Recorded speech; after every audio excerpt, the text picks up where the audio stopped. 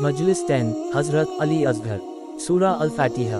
Bismillahir Rahmanir Rahim. Tonight is the 10th night of Muharram. Tonight is the eve of Ashura. A very tragic night. A very sad night. The last night for the 72 martyrs of Karbala. The last night for brothers to be with their sisters. The last night for sisters to be with their brothers. The last night for fathers to be with their children. The last night for mothers to be with their children.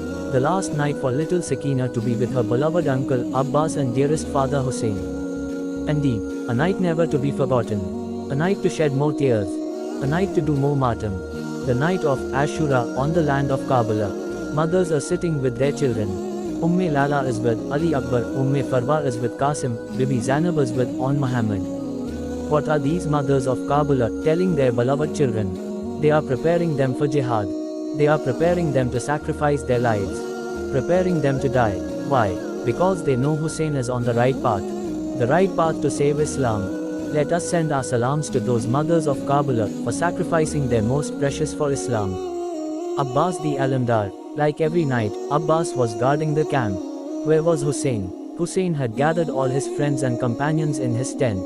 My friends, my companions, tonight is the last night. Tomorrow is the day of Ashura. Tomorrow is the day of shahadat, martyrdom. None of us will be spared by Yazid's soldiers. Imam Hussain continued, my friends, my companions, you have suffered enough. There is still time to save your lives. Escape in the darkness of the night. I will have no objections. I will forgive you. Go, my friends. Go, my companions. Imam Hussain blew the candles off. There was total darkness. Anyone could have escaped without being seen or embarrassed. After a while, Hussain lit the candles. How many ran away? 1, 2, 5, 10. No one. Why did they not run away to save their lives? Because, my fellow Hussaini, they had recognized the truth. Because they knew Hussain was right. Because they knew Hussain was on the true path. Because they knew their sacrifice would save Islam. Hussain was lucky to be blessed with true friends and best companions, faithful, truthful and pious. Our greetings to those 72 martyrs of Karbala for their great sacrifice for Islam. Imam Hussain made the biggest sacrifice. In one day, he sacrificed his brothers, nephews and children on the land of Karbala. He remained patient after seeing so many dead in one day. Did Hussain complain? No, never. On the contrary, after sacrificing his 18-year-old son, Ali Akbar, he looked up at the sky and said, Ya Allah, give me more patience. Ya Allah, is there anything else I can give for your sake? Allah's will was Hussein's command. Hussain was prepared and willing to sacrifice his family. He never prayed to Allah to save his family. He never prayed to Allah to save his family. Instead he prayed for patience. Patience, and more patience. Allah, what a big heart Hussain had in Karbala. Muhammad had been killed. Qasim was trodden to pieces. Abbas was lying on the bank of river Furat. Ali Akbar's chest was torn open with a spear. Is there any more to sacrifice? Tonight is the night of Ali Asgar. The little mujahid, the little soldier and the youngest shaheed. Ashura came to the land of Karbala. One by one, Hussein's friends and companions were martyred. Muhammad, Qasim, Abbas and Ali Akbar went to the battlefield and were martyred. By Asr time Hussain was left alone. The time had come for Hussain to go to the battlefield. Hussain said Fi aman Allah to everyone. Hussain, with his sword Zulfikar on his waist, mounted Zuljana, his horse. Hussain rode his horse to a small mound. He then called out loudly, Is there anyone to help me? Is there anyone to help the grandson of the Holy Prophet? With this call, the grandson of the Holy Prophet was giving one last chance to Yazid's men, the men who called themselves Muslims, the followers of the Holy Prophet. Hypocrites. That's what Yazid's men were. No one answered Hussein's last call.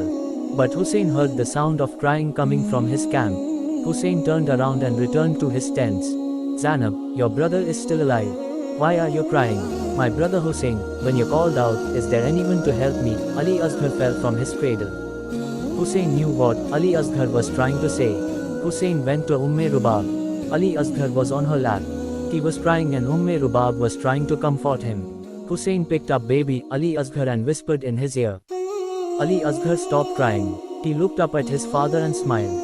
Rubab, I am taking Ali Asgar to the battlefield with me so that I can get some water for him. What did Hussain whisper in Ali Asgar's ear? What made Ali Asgar stop crying and to smile? Hussain had whispered, My son, Ali Asgar, do you want to come to the battlefield with me? Asgar, do you want to show your strength on the battlefield? Come, let us go, my little mujahid, my little soldier Asgar.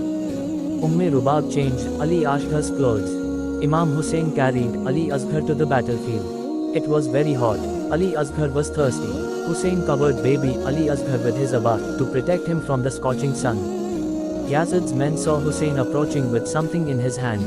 Look, Hussain is coming with the Quran. He has no one left to help him. With the help of the Quran he is hoping to win. Hussain walked to Yazid's soldiers. By moving his abba he uncovered Ali Asgar. He held Ali Asgar high with both his hands and said, O soldiers of Yazid, you feel I have offended you, but what has this little child done to you? His mother's milk has dried up. He has not had a drop of water for 3 days. He is dying of thirst. I beg you to give water to this innocent little child. Not one of Yazid's soldiers brought any water for Ali Asgar. Once more Imam Hussain begged, maybe you think that when you bring water for this child, I will drink it too. I will put this little child on the ground. You can come and give him water yourself. Hussain placed Ali Asgar on the burning sand of Karbala. Ali Asgar lay quietly on the hot sand of Karbala. He turned his head and stared at Yazid's men. No water came for Ali Asgar. Hussain picked up Ali Asgar and said, My son, Ali Asgar, my darling, you are too young to fight with a sword or a spear. My little mujahid, my little soldier, you are a grandson of Ali. Ali Asgar, fight your jihad with your tongue. Little Asgar stuck his dry tongue out and moved it over his dry lips looking towards Yazid's men. He fought jihad with his tongue. The little soldier shot a strange arrow, his dry tongue. It hit the hearts of Yazid's soldiers who had children of their own. They became restless. Some started crying. They spoke amongst themselves. Hussain is saying the truth. What has this child done to us? Why is he punished like this? Let us give him some water. Umar Saad got worried that his soldiers will turn against him. The little soldier's fight was very effective. Little Ali Asgar was fighting jihad his way. Umar Saad ordered his best archer, Harmala, what are you waiting for? Silence the little child. Don't you know he is a grandson of Ali? Hurry, shoot your arrow, before it is too late. Harmala aimed an arrow at Ali Asgar. A small arrow for a little child. No, an arrow, not with one head, not with 2 heads, but with 3 sharp heads. Why an arrow with 3 heads for such a small child? My fellow Hussaini, you will not be able to stop crying when you hear what happened next. An arrow with 3 sharp heads flew across the desert of Karbala. It was heading for Ali Asgar. Hussain saw the arrow coming. He covered Ali Asgar with his arms. The arrow reached Hussain. The arrow went through Hussein's arm and lodged in the tiny neck of Ali Asgar. Ali Asgar died instantly. Allahu Akbar, Allahu Akbar, poor Hussain, the poor father, who came to get water for his little child. Instead of water, Ali Asgar got an arrow in his neck. What shall Hussain do now? What shall Hussain do now? Hussain gently pulled the arrow from Ali Asgar's tiny neck. My fellow Hussaini, put your hand on your heart and imagine the scene, a father removing an arrow from his child's neck. What a tragic scene. Blood gushed out from Ali Asgar's neck. A voice came from the ground. No, Hussain, do not let Ali Asgar's blood fall to the ground, otherwise no crops will ever grow from this earth. Hussain looked up at the sky. A voice came from the sky.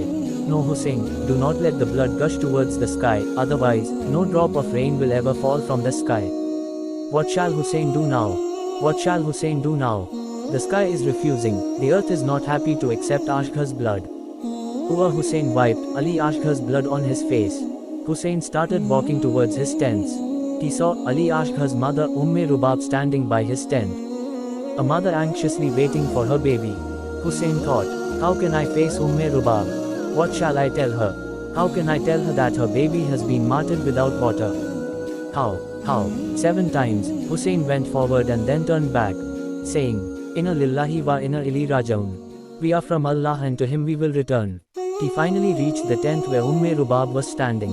Rubab, come and take your Ali Asgar.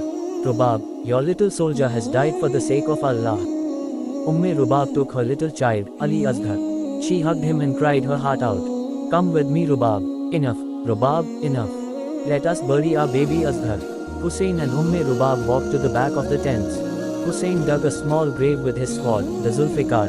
Rubab placed Ali Asgar in the small grave. My fellow Hussaini, why should we not cry tonight? Why should we not do martyrdom tonight? Have we ever heard of any other father and mother digging a grave and burying their own child? Where can Hussain get water to sprinkle on Ali Asgar's grave? There is no water to sprinkle on Ali Asgar's grave. Hussain sat by the grave crying. Tears poured on the grave. Ali Asgar's grave was sprinkled with Husayn's tears. Inna lillahi wa inna ilaihi raji'un.